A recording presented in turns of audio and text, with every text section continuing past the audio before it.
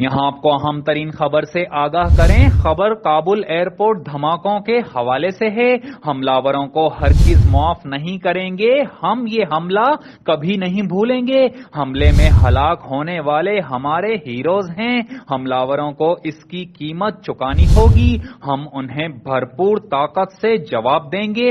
امریکی صدر Joe Biden نے کابل ایئرپورٹ پر حملہ کرنے والوں سے بدلہ لینے کا اعلان کر دیا۔ امریکی صدر جو بائیڈن نے کابل ایئرپورٹ میں خودکش بم دھماکوں کا بدلہ لینے کا اعلان کرتے ہوئے تصدیق کی ہے کہ دھماکے داعش کی جانب سے کیے گئے ہیں، جبکہ انہوں نے ذمہ داری بھی قبول کر لی ہے۔ امریکی صدر نے داعش خراسان کے اثاثوں اور قیادت کو نشانہ بنانے کا حکم دیتے ہوئے کہا ہے کہ جواب کب اور کس وقت دینا ہے یہ فیصلہ امریکہ کرے گا۔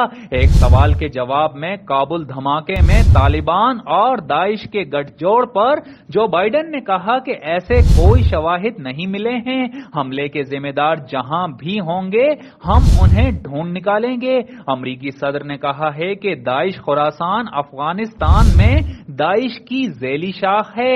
داعش نے افغانستان میں امریکیوں کے خلاف کئی کارروائیوں کی منصوبہ بندی کی ہے، تاہم امریکی افواج افغانستان میں طاقت، مضبوطی اور درستگی کے ساتھ دہشت گردوں کو جواب دیں گے۔ امریکی صدر نے اپنے خطاب میں کابل میں اضافی فوج بھیجنے کا بھی عندیہ دے دیا۔ انہوں نے کہا ہے کہ ہم امریکیوں کو بچائیں گے اور اپنے افغان اتحادیوں کو نکالیں گے۔ واضح رہے کہ افغانستان کے دارالحکومت کابل کے ایئرپورٹ پر یکے بعد دیگرے خودکش دھماکوں میں 12 امریکی فوجیوں اور بچوں سمیت 102 افراد ہلاک اور درجنوں زخمی ہوئے ہیں۔ یاد رہے کہ گزشتہ دنوں امریکہ، آسٹریلیا اور برطانیہ نے اپنے شہریوں کو خبردار کرتے ہوئے کہا تھا کہ کابل ایئرپورٹ سے چلے جائیں اور سیکیورٹی خطرات کے باعث وہاں جانے سے گریز کریں۔ یہاں آپ کو اہم ترین خبر سے آگاہ کریں۔ خبر کابل ایئرپورٹ دھماکوں کے حوالے سے ہے۔ حملہ کو ہرگز معاف نہیں کریں گے، ہم یہ حملہ کبھی نہیں بھولیں گے۔ حملے میں ہلاک ہونے والے ہمارے ہیروز ہیں، حملہ کو اس کی قیمت چکانی ہوگی، ہم انہیں بھرپور طاقت سے جواب دیں گے۔ امریکی صدر جو بائیڈن نے کابل ایئرپورٹ پر حملہ کرنے والوں سے بدلہ لینے کا اعلان کر دیا۔ امریکی صدر جو بائیڈن نے کابل ایئرپورٹ میں خودکش بم دھماکوں کا بدلہ لینے کا اعلان کرتے ہوئے تصدیق کی ہے کہ دھماکے داعش کی جانب سے کیے گئے ہیں، جبکہ انہوں نے ذمہ داری بھی قبول کر لی ہے۔